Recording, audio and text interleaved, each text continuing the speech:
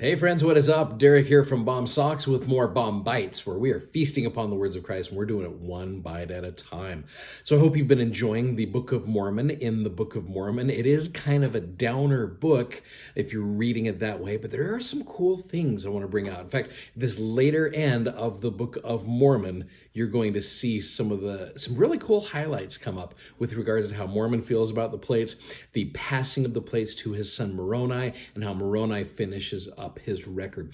So I want to start off, I want to go back to chapter 6 for a minute. Chapter 6 is the very, very depressing chapter where you've got 230,000 Nephites destroyed in this final battle, and we are left with just 24 individuals.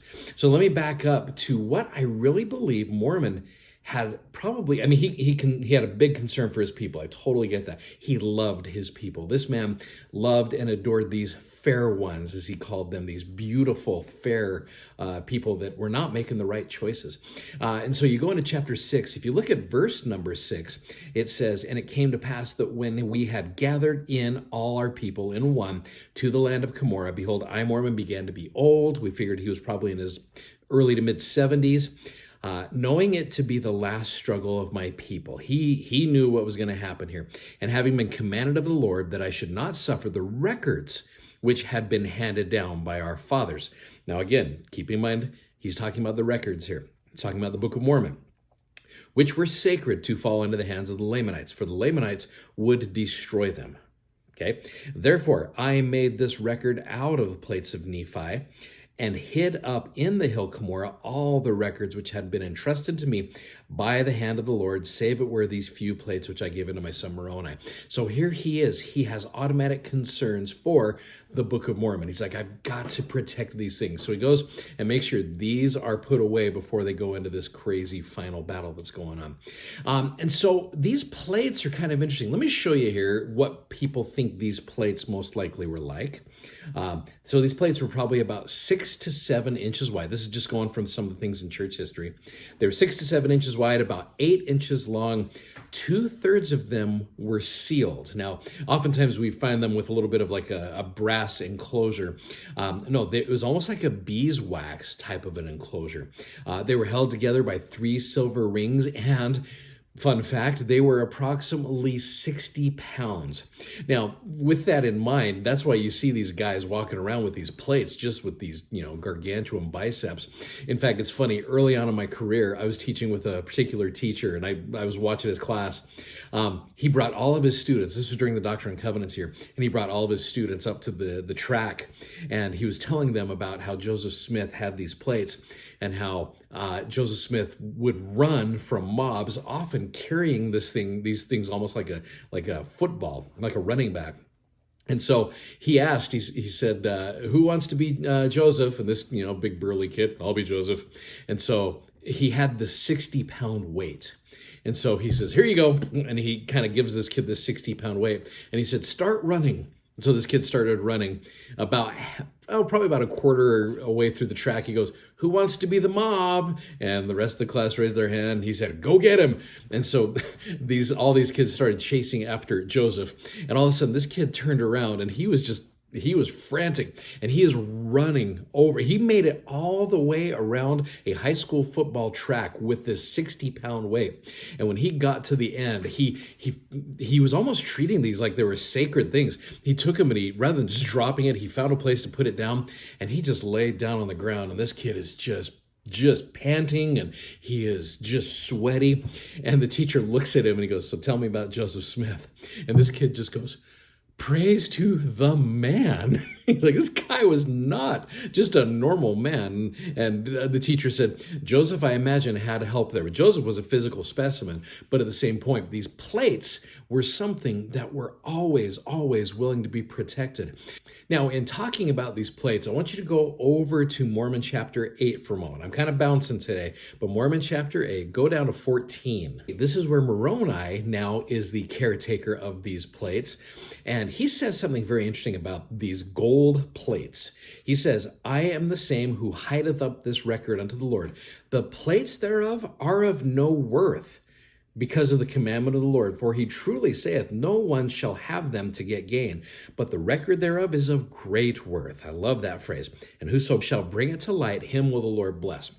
And so, speaking of bringing it to light, when Moroni showed up to Joseph Smith, if you go over to Joseph Smith history, chapter 1 is only one chapter, go to verse number 46. So this is the section where Moroni appears to Joseph Smith 4 times in one night. He repeats the message over and over again about these plates, but he adds something each time. If you look at verse 46, look what he said. He said, by this time, so deep were the impressions made on my mind, the sleep had fled from my eyes. I lay overwhelmed in astonishment with what I had both seen and heard. But what was my surprise when again I beheld the same messenger at my bedside, heard him rehearse and repeat over again to me, like I said, the same things as before, and added a caution to me, telling me that Satan would try to tempt me in consequence of the indigent circumstances of my father's family. The word indigent is an interesting word. It means lacking for basic needs. And so his family, Joseph Smith family, was not wealthy by any stretch. In fact, they struggled for the basic needs. He said, the indigent circumstances of my father's family to get the plates for the purpose of getting rich. This he forbade me, saying that I must have no other object in view in getting the plates, but to glorify God, and must not be influenced by any other motive than that of building his kingdom. Otherwise, I could not get them. So to put this into perspective, these plates, 60 pounds of gold, and let's just, for sake of argument, because it might have been a gold inlay, and we don't know all of that, but let's just say 60 pounds of gold back in the year 1827. It was $22,000, which is a lot of money. It's a lot of money now, but back then, $22,000 would have taken indigent people and made them very, very rich.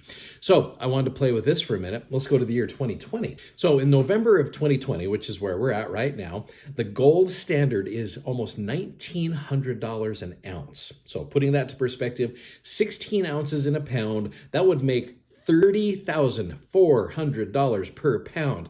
You take that, you times it by 60, you have got plates that are worth $1,824,000. That's a lot of money where I come from. And so you go back to what Moroni said when he said, these plates are of no worth, but that which is on them is of great worth. So one of my favorite stories about people who encounter the Book of Mormon is that of Parley P. Pratt. Oh, there's a great story of Parley.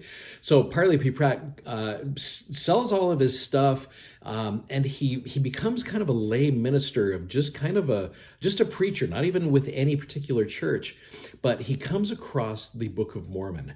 And there's a cool little video back in the day called How Rare a Possession, which shares some wonderful things about Parley's testimony of the Book of Mormon. But he goes through, he finds the Book of Mormon, and he reads it all day. He reads it in a 24-hour period. He uses the phrase, eating was a burden and sleep was a burden. But look what he said with regards to the Book of Mormon. He said, this discovery greatly enlarged my heart and filled my soul with joy and gladness.